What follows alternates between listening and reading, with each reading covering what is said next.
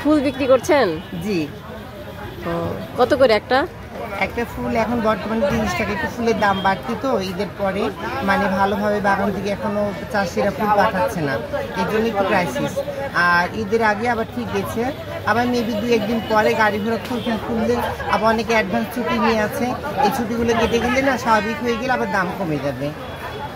তাই তো এখন তো বেশি মনে হচ্ছে, 10 টাকা করে 15 টাকা করে ফুলের দাম। 20 টাকা করে বেচতাম আমরা, 15 টাকা করে কিনে, এখন 20 টাকার উপরে কেনাই পড়ে যাচ্ছে আপু। এখনই 20 টাকা দিবে না তো জোর করে বেছে নিয়ে আসলাম। আর আমি ওই ফারও বিক্রি করি, গোলাপও বিক্রি করি।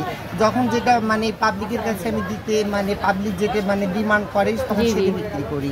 এইভাবে মাকে নিয়ে 3 বছর থেকে কর্ম করে খাই। আর মাননীয় প্রধানমন্ত্রীর নির্দেশনা যে আমরা মানে স্মার্ট বাংলাদেশ এবং ডিজিটাল বাংলাদেশ থেকে পিছিয়ে থাকবো না, সবাইকে নিয়ে ঐক্যবদ্ধভাবে দেশ গড়ার প্রত্যয়ে আমরা ওনাদের সাথে আছি এবং আমাদের কোনো সন্তানের মতো মেয়ের মতো দেখেন না, সেটা তো অবশ্যই। হ্যাঁ, আমারও ভালো লাগলো।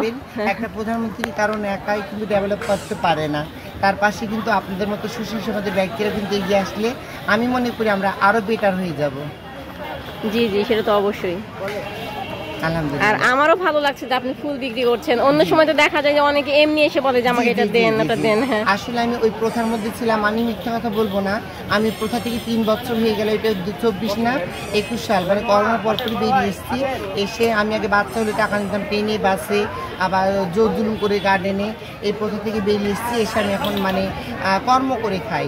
তো আমিও চাইবো আমাদের যারা আছে বাদ বাকি, আমি সহসভাপতি দিনের আলো হিজার সংঘ রাজশাহী, তো আমি রিকমেন্ড করব যে আমার যারা আরও জনগোষ্ঠী আছে তারাও যেন একসময় মানে নিজেরা স্বাবলম্বী হয়ে নিতে পারে, সম্মানের সহিত খেতে পারে, এই প্রত্যাশা রাখবো তাদের প্রতি। আমি বলবো না যে তারা যেটা করছে সেটা খারাপ করছে, কারণ এখনও তারা কর্ম পায়নি, সরকার তাদেরকে এখনও স্বাবলম্বীভাবে তুলতে পারেনি, যার জন্য তারা এখন অনেকে সম্পৃক্ত আছে। তবে আস্তে আস্তে ধীরে ধীরে ঠিক হয়ে যাবে। আচ্ছা, আপনার বাসা কোথায়? আমার বাসা শাহ মখদুম কলেজের অপোজিটে, খরবনা কালো বিস্তির মোড়। আচ্ছা, আপনি এটা অবশ্যই ছেড়ে দিবেন। হ্যাঁ হ্যাঁ, এটা ছাড়া আমার পেজ আছে। হ্যাঁ, আপনি পেজে ছেড়ে দিবেন। আচ্ছা, ঠিক আছে। যেন তারা মনে করে যে আমাদের প্রতি একটা ভ্রান্ত ধারণা, জোর জুলুমে টাকা নেই, এটা না ভাবে যে আমরা কর্ম করতে পারি, আমরা কর্ম করছি, আমরা উদ্যোক্তা হচ্ছি। আচ্ছা, একটা ফুল দেন। হ্যাঁ, আপনি লাইক করেন, কোনটা নেবেন? আচ্ছা, একটা দেন দিলে। আচ্ছা, থ্যাংক ইউ। আপনাকে অনেক ধন্যবাদ এত সুন্দর একটা ফুল দেওয়ার জন্য। ধন্যবাদ যে আপনারা আমাদের পাশে আছেন।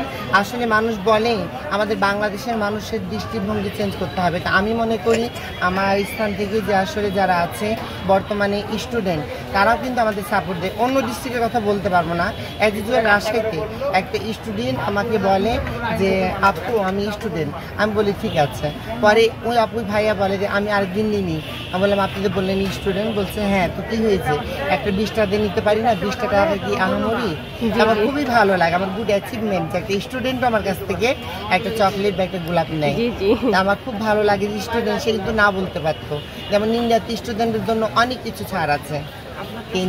হ্যাঁ হ্যাঁ, জি, ভালো থাকবেন, দোয়া করি আপনার পরিবার পরিজন নিয়ে, আর আমাদের জন্য দোয়া করবেন। আমি মাকে নিয়ে হালাল পথে খেয়ে যেন বাকি জীবনটা যেতে পারি, আর যারা আছে তারা যেন সম্মানের সহিত খেতে পারে, তাদের জন্য এই প্রত্যাশা করবো এজ এ সহসভাপতি হিসাবে। আসসালামু আলাইকুম। ওয়ালাইকুম আসসালাম।